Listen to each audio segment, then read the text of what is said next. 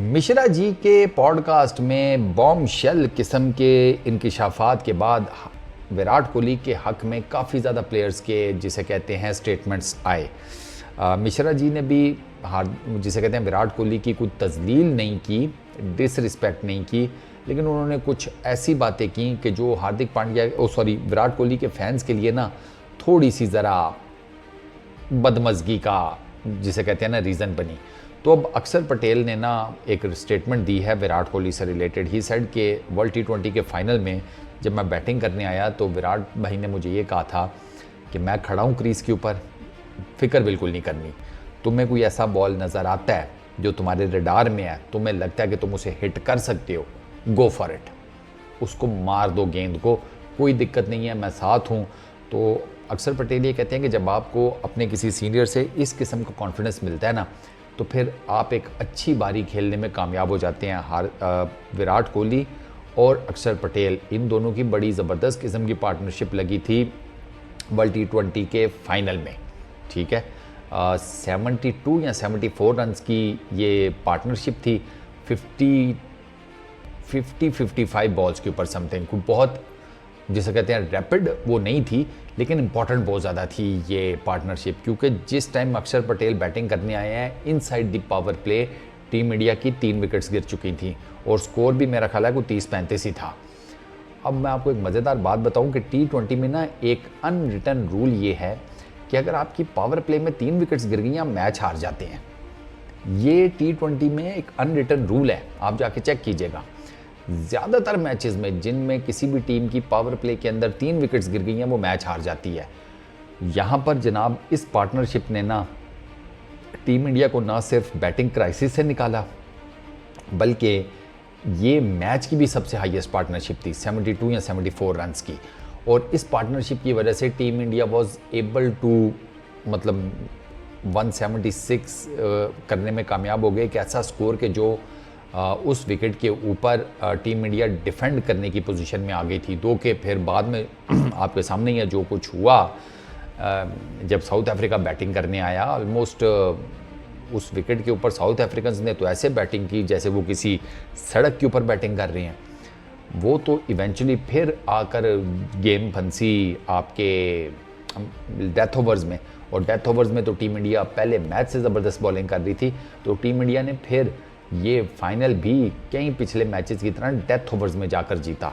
और team India ने बड़े क्रूशल मैचेस डेथ ओवर में जाकर जीते हैं वर्ल्ड T20 में, जिससे आपको ये पता चल जाता है कि टीम इंडिया की अब जो बॉलिंग की क्वालिटी है ना, वो भी उनके बैटिंग के ऑलमोस्ट पैरेलल है। अब आप ये नहीं कह सकते कि टीम इंडिया सिर्फ बैटर्स की बेस के ऊपर गेम जीतती है, नहीं। ये वर्ल्ड T20 2024 ने साबित किया है कि टीम इंडिया बॉलिंग की बेस के ऊपर भी भाई साहब जीत सकती है। और बॉलिंग में भी पेस बॉलिंग की मैं बात कर रहा हूँ, मैं स्पिनर्स की बात नहीं कर रहा, मैं पेस बॉलिंग की बात कर रहा हूँ। मैं बात कर रहा हूँ बुमराह की, अर्शदीप की, हार्दिक की। से कोट के फामा कर दिया था उन्होंने दोनों स्पिनर्स को, अपना साउथ अफ्रीका के बैटर्स ने, पटेल ने और कुलदीप ने, दोनों ने 4-4 ओवर्स किए। और अगर मैं गलत नहीं हूँ ना तो इनको 90-95 रन पड़े थे दोनों को मिलाकर।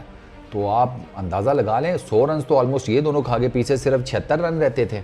8 ओवरों में 100 रन मार दिए थे साउथ अफ्रीका ने। फिर भी आप देखें कैसा कमबैक किया।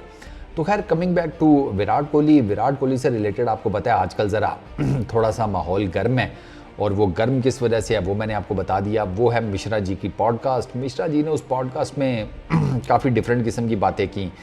अच्छा, मिश्रा जी को भी क्रिटिसाइज़ किया जा रहा है। मिश्रा जी को इस बेस के ऊपर क्रिटिसाइज़ किया जा रहा है कि आपको क्या लगता है कि जो लड़का अपने under 14 years, under 16 years, under 19 years की क्रिकेट में आपका दोस्त था, वो सारी ज़िंदगी आपका दोस्त रहेगा?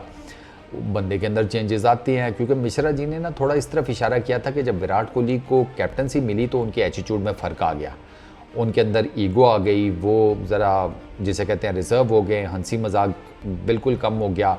पहले था, अब मिश्रा जी कहते हैं कि मैं विराट कोहली के साथ मजाक नहीं कर सकता, बातचीत ऑलमोस्ट ना होने के बराबर है। तो उन्होंने टेक्निकली अपने दुख का इज़हार किया। लोग जो विराट कोहली के फैंस हैं वो ये कहते हैं कि यार एक बंदा सारी ज़िंदगी एक तरह का तो नहीं रहता, अप्स एंड डाउन्स आते हैं, बंदे के अंदर मेच्योरिटी आती है, बंदा जैसे जैसे मेच्योर होता जाता है वैसे वैसे उसकी बातें कम होती जाती हैं, ईशांत शर्मा जो हैं वो विराट कोहली के बचपन के दोस्त हैं, उसी एज ग्रुप के दोस्त हैं जिस एज ग्रुप की मिश्रा जी ने बात की। अब ईशांत शर्मा के साथ विराट कोहली का जो मामला है वो बिल्कुल डिफरेंट है। वो आपने आईपीएल में भी देख लिया था जब दोनों एक दूसरे के साथ मैच में मस्तियां करते फिर रहे थे। इवन ईशांत शर्मा विराट कोहली को आउट करने के बाद फिर उनके साथ उंगल कर रहे थे। तो वहाँ तो दोस्ती का लेवल जो नज़र आता है वो ऐसे लगता है कि विराट कोहली और ईशांत शर्मा का तो वो जैसे कहते हैं बचपना नहीं ख़त्म हुआ अभी तक। वो दोनों अभी तक वही 14, 15, 16 साल के लौंडे हैं या 17, 18 साल के। तो मेरा ख्याल है ये बंदे बंदे के ऊपर डिपेंड करता है वो अपने आप को किस तरीके से देखता है। विराट कोहली की नेचर ज़रा डिफरेंट किस्म की है। ईशांत शर्मा ने कह दिया था कि वो इतनी जल्दी किसी भी से भी नहीं घुलता मिलता, उसको टाइम लगता है। लेकिन एक दफ़ा वो उसको टाइम लग गया, वो आपका दोस्त बन गया तो फिर वो यारों का यार है। तो मेरा ख्याल है कि विराट कोहली के बारे में इससे ज़्यादा क्या उसे डिस्कस किया जाए। आप उसे डिसरिस्पेक्ट तो कर नहीं सकते क्योंकि ये उसकी पर्सनल ज़िंदगी का मामला है।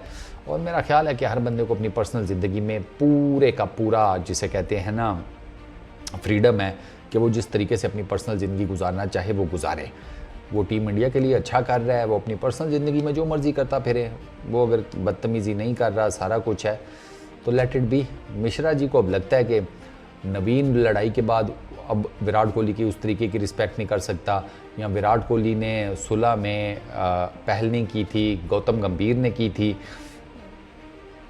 वो सब अब माजी का किस्सा हो गया ना। अब चीज़ें आगे चल गई हैं। विराट कोहली की गंभीर के साथ भी ठीक हो गई है सेटिंग, नवीन के साथ भी ठीक हो गई है।